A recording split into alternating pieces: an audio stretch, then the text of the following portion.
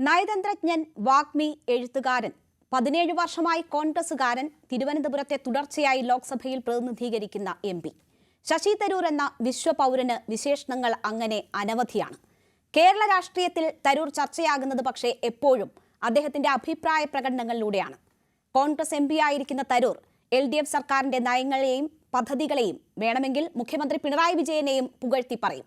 ഇത്തവണ വ്യവസായ രംഗത്തെ കേരളത്തിന്റെ വളർച്ചയെ പ്രശംസിച്ച് ദേശീയ മാധ്യമത്തിൽ ലേഖനമെഴുതിയ തരൂർ തൊട്ടടുത്ത മണിക്കൂറുകളിൽ പ്രധാനമന്ത്രിയുടെ അമേരിക്കൻ സന്ദർശനത്തെയും പുകഴ്ത്തി.